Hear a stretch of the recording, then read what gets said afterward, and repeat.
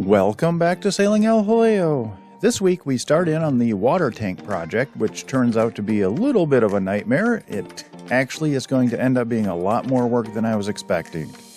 I'm recording this video drinking a margarita, so much like this project, this may go off the rails. Also this week, Hanwi visits the boat while it's in the water for the first time. Feel free to pour yourself your favorite drink, climb aboard, and let's get going. El Jaleo has two 35-gallon fiberglass freshwater tanks located at the front of the boat right beneath the V-bunk. Obviously, I'm not a sailboat designer, but the V-bunk seems like a pretty bad place to put water tanks. As the front of the boat goes up and down, that's a lot of weight sloshing back and forth and putting pressure on those caps. So I'm not exactly sure why they're there. You'd think you'd want them in a more central location towards the back, middle to back of the boat, just for stability's sake. So I'm not really sure why they're there, but that's where they are. The only reason I can think of that they'd be at the front of the boat is to offset the weight of the diesel engine towards the back. That's the only thing I can think of. So maybe that's why they're there, maybe not. The tanks are made of fiberglass, but the lids are made of wood, and here you can see me removing the starboard side lid. The bolts on the lid of the tank go into threaded aluminum rails inside the water tank. You'll see those in a little bit. I ran into a problem here because some of those tapped out spots in the aluminum rail had been stripped out. So a longer bolt had been put in with a nut, and a lot of those nuts had corroded. So I tried to get something in there to cut them out. They were so corroded I couldn't remove them. Basically all shape of the nut was gone. So I was left with no choice but to end up breaking them out, which ruined the lid. And I was actually planning on reusing the lids, so this was setback number one.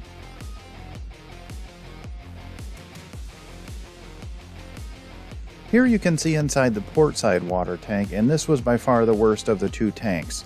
This one had already started to peel when I bought El Jaleo, so I never used the port side water tank. I always use the starboard side one.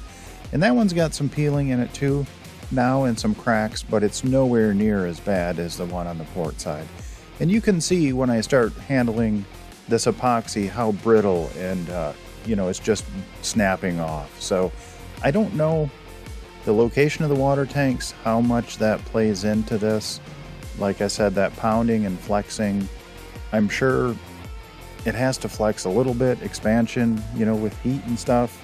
Something, I don't know, I'm a little skeptical about the longevity of these coatings, so I guess we'll see how it works out. The first order of business was scraping out as much of the loose and cracked epoxy as I could. I did this over a few days. I've got a bad back, which I've mentioned 100 times, and bending over these tanks is really torture for it. So I spent an hour a day working on this for about a week, and I scraped out as much as I could.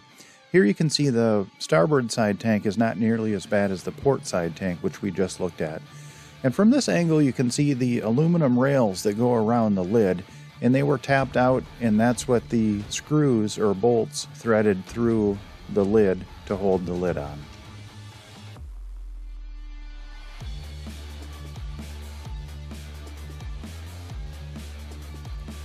Since I unfortunately broke the lid, I took this opportunity to reinvent the wheel because why not? I mean, I'm kind of stupid and stubborn that way, so hey, let's fail at this. Let me put my idea to test. So there was a gasket that went around the outside. It was like a make your or build a gasket or whatever, and that was mated to the old lids. So I had to remove that gasket material. I'm going to have to put new gasket around there. And I also wanted to remove those aluminum rub rails, geez. I'm thinking from a few weeks ago. I wanted to remove the aluminum from inside the tank that was holding the lid on. Hey y'all, welcome to the disaster zone. This place is torn apart and is a total mess. It is way better than it was now that I've got the sails back on up top, but it's been rainy here. and cold for about a week now. And I've actually got the heater pumping. You can probably hear that. It feels actually kind of nice. The cooler weather does, but I won't be saying that when I try and leave, of course, but it's kind of nice for now. So I'm working on the water tanks. I've got some good progress going. And here you can see inside, they were the old epoxy. It's a potable water epoxy, and there was a lot of stuff that was loose. I've got most of the loose stuff out. There's still some stuff I have to chisel out of here, but I hope to get all that done today. So the way this worked before,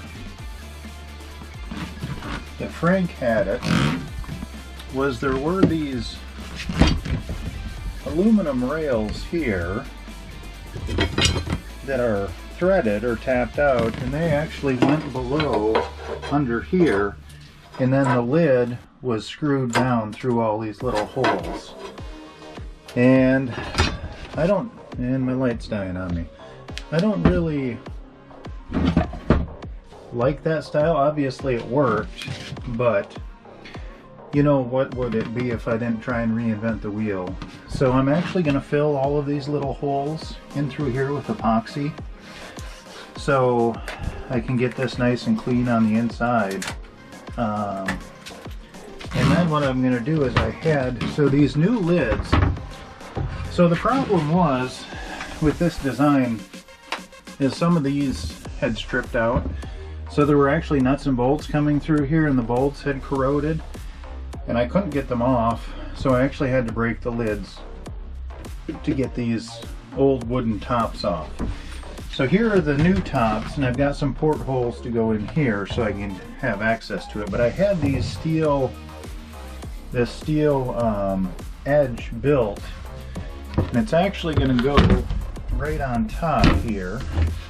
And I've got some 1/4 inch 3/16 stainless bolts, and I'm actually going to put bolts through here with big fender washers on the inside, and hopefully that'll hold it down.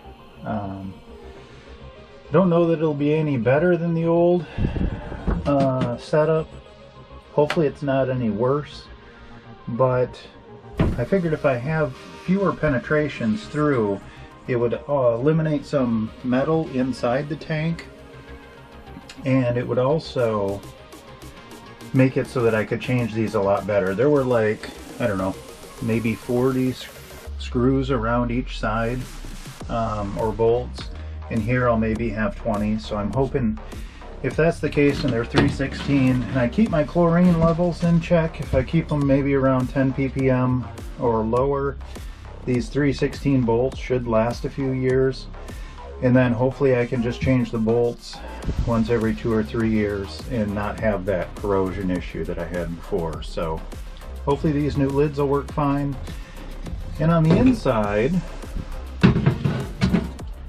of these, obviously it's wood. Frank had the old ones waxed, which actually seems like a really good idea. So I might ask him how he did that, although I hate bugging him constantly about stuff. So maybe I'll just rough this up a little and use the water potable epoxy on this too. I haven't really decided. My only worry about that is if these wood tops flex at all. You know, the front of the boat going up and down takes quite a pounding. That's where these water tanks are. So I don't know if that epoxy will crack if I put it on something this flexible. So we'll see. I'll have to figure that out. But up here's the main storage area, and that is kind of why everything is a mess right now, is because I had to haul everything out to get access to that. So yeah, we're making slow progress, but hopefully we can get underway soon. Alrighty, talk to y'all later. After I got out as much loose material as I could with the scraper, I wanted to rough up the epoxy that was left. So I got my orbital sander inside and I ran over the entire surface with 150 grit just to rough it up so the new epoxy would adhere. And then I went back in and got the corners and the spots I couldn't reach with the sander by hand. And you'll notice an off color on there, which I originally thought was just an off color due to the chlorine exposure. I actually found out that wasn't the case. Both the port and the starboard side were extremely dirty, so I had to scrub the entire inside out with soap and water, which put us back even more. So this just keeps getting worse, but we'll get through it.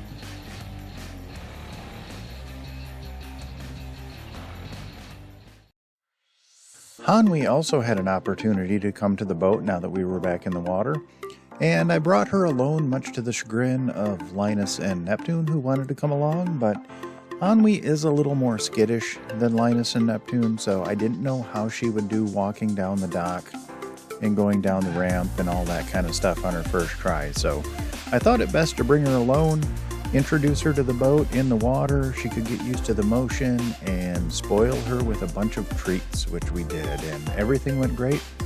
She handled it a lot better than I thought she would. I thought she might not do the dock at all, and thankfully she ran right down it with, no worries. So life was good there. I was pleasantly surprised. I would like to give a massive shout out to our Patreon crew. Without you guys' support, I probably wouldn't even make these videos. I know I say it all the time, but it's the truth. I probably wouldn't even bother. So your support means the world to me. I really appreciate it. Our Patreon crew is Joan and Juddy Judnick, Val and Chris Alcorn, Denise and Eli Sackett, Joan and Jim Linbo, Sherry Erickson, Genesis Ava Linbo, and Deb Shaw. Thank you guys so much. I really appreciate it. If you are interested in becoming a member of our Patreon crew, there is a link in the description below.